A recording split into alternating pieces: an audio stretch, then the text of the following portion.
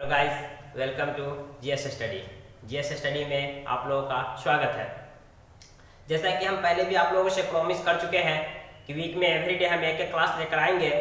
इसी क्रम में आज हमने पॉलिटी का क्लास चुना है और पॉलिटी के क्लास में इससे पहले हम 5 वीडियो यूट्यूब पे अपलोड कर चुके हैं, जिसमें हमने डिटेल्स से कॉन्स्टिट्यूशंस, क्लासिफिकेशन ऑफ कॉन्स्टिट्यूशंस और क्या कहते हैं प्रेसिडेंशियल सिस्टम, पार्लियामेंट्री सिस्टम, संसदीय लोकतंत्र, संसदीय व्यवस्था, अध्यक्षात्मक व्यवस्था, इन सब पर हमने डिटेल से वीडियो डाल दिए हुए हैं।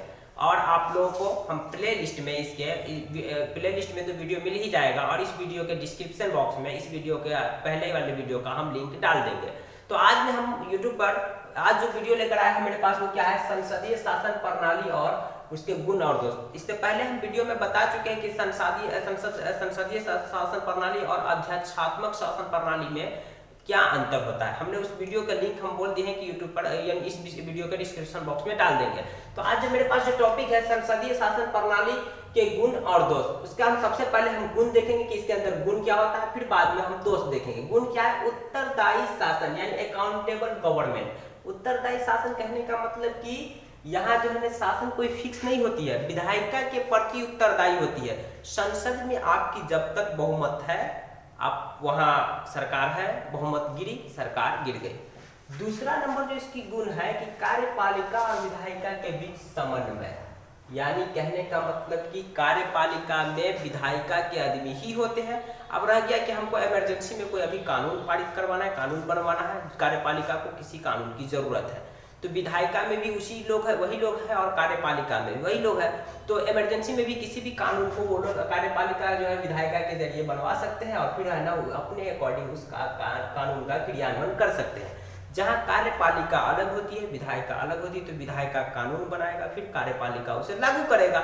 लेकिन क्या है कि कार्यपालिका में वही लोग हैं, विधायिका में भी वही लोग हैं, तो अपने जरूरत के हिसाब से कानून बनाते हैं, फिर उसे लागू करते हैं। जैसे भारत के प्रधानमंत्री मोदी जी है, उसको जिस हिसाब के कानून चाहिए उस हिसाब के कानून वो संसद में लेकर आएंगे। विधायिका जो संसद में जो सांसद लोग हैं उन्हीं लोग के आदमी रहते हैं, जो जिसकी सरकार उसके ही वहां मेजोरिटी रहती है, वहां संसद में कानून पारित होगा, फिर उन हिसाब से क्रियान्वयन करेंगे। लेकिन अमेरिका में जो लोग विधायिका जो पार्लियामेंट के हिस्सा होंगे, जो विधायिका का हिस्सा होगा, वो कार्यपालिका के हिस्सा नहीं हो सकते, तो कानून कोई और लोग बनाएंगे, कानून का पालन कोई और लोग करेंगे। तो ये डिमेरिट भी है, मेरिट भी है। तो यहाँ पर जो है ना ये एक फायदा होता है संसदीय लोकतंत्र में कि आपको जिस तरह के कानून चाहिए, क्योंकि कार्यपालिका में आप ही लोग हैं, विधायिका में भी आप ही लोग हैं, आपको जैसा कानून चाहिए वैसा आप कानून बना लीजिए, फिर अपना उस कानून का भी पालन कीजिए। चलिए हम इसका दोष देख लेते हैं। इसका जो दोष है कि कार्यपालिका की अस्थिरता। हम अभी बताएं कि कार्यपालिका का कोई फिक्स शासन, कोई टाइम पीरियड नहीं रहता है कि आज एक बार आप कार्यपालिका एक बार जो है ना सरकार बन गई तो 5 साल के लिए फिक्स है, ऐसा नहीं। 5 साल होता है, लेकिन कब, जब तक आपकी बहुमत है वो तक। जैसे कि हमने इससे पहले भी वीडियो में बताया था कि अटल बिहारी वाजपेयी को 13 दिन में भारत की प्रधानमंत्री की कुर्सी गंवानी पड़ी। क्यों? क्योंकि उसकी बहुमत खत्म हो गई। आज अगर संसद में मोदी के खिलाफ अविश्वास प्रस्ताव पारित हो जाए तो 2024 के इलेक्शन से पहले यहाँ सरकार गिर जाएगी और अभी सरकार बदल जाएगी।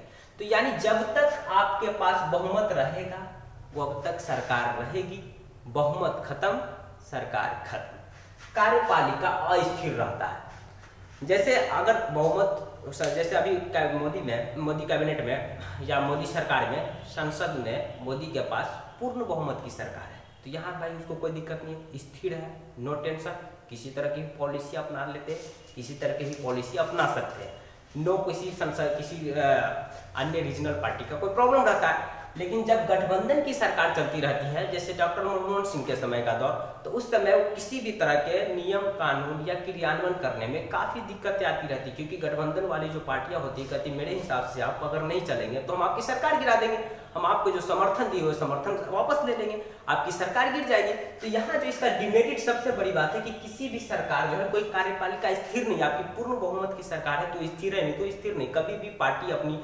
क्या कहते हैं विश्वास प्रस्ताव को आपका जो सपोर्ट कर रही है वहां से वापस हो सकती है और आपकी सरकार गिर जाएगी। जैसे कि 2016 में बिहार में महागठबंधन की सरकार चल रही थी, नीतीश कुमार ने वहां महागठबंधन चालू हो गया, महागठबंधन की सरकार गिर गई और नीतीश कुमार जाके एनडीए में शामिल हो गए, एनडीए की सरकार बन गई। तो यहाँ कोई फिक्स कार्यकाल नहीं होता है कि आप बने और अभी है ना आप रहेंगे।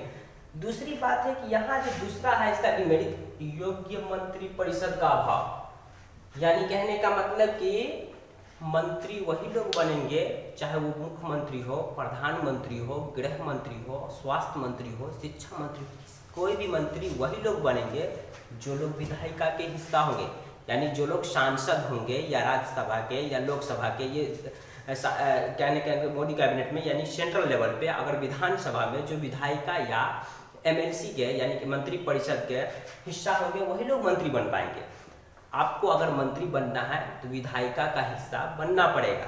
भले ही अगर आपको बना भी दिया जाएगा तो आप 6 महीने तक ही रह सकते हैं। 6 महीने के बाद आपका खुद या तो किसी न किसी मंत्री परिषद, राज्यसभा, लोकसभा या विधानसभा, विधान परिषद, इनमें से किसी न किसी की सदस्यता लेनी पड़ेगी। जब तक आप सदस्य नहीं बनेंगे 6 महीने के बाद आपकी सीट, आपका मंत्री परिषद खाली हो जाएगा। तो यहाँ जो है ना अयोग्य, कहने का मतलब कि अब यहाँ पर विधायिका में योग्य आदमी नहीं, कहने का मतलब कि विधायिका में जो लोग जीत कर जाएंगे उन्हीं में से किसी न किसी को मंत्री बनाना पड़ेगा।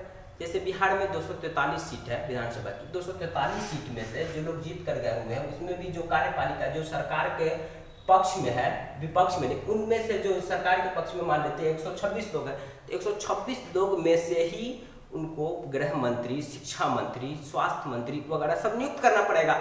लेकिन अध्यात्मक शासन प्रणाली में क्योंकि जो मंत्री होगा वो विधायिका का हिस्सा नहीं होगा, तो जो सिर्फ विधायक लोग रहते हैं उनको छोड़ के पूरे देश में से किसी भी यूनिवर्सिटी के प्रोफेसर जिस मामले के जो जानकार होते हैं उसको वो नियुक्त कर लेते हैं। जैसे मान लेते हैं अमेरिका के अभी विदेश मंत्री एंटनी ब्लिंकन है, चाहे उससे पहले माइक पॉम्पियो थे।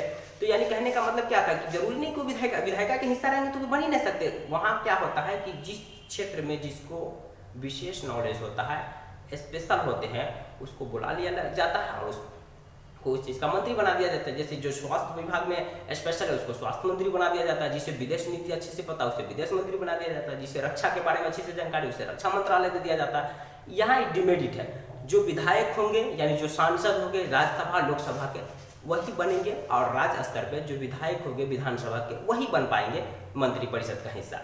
तो हमने आपके बीच संसदीय शासन प्रणाली के गुण और दोष आपके सामने रख दिया है। हम नेक्स्ट वीडियो में अध्यात्मक शासन प्रणाली के गुण और दोष लेकर आएंगे।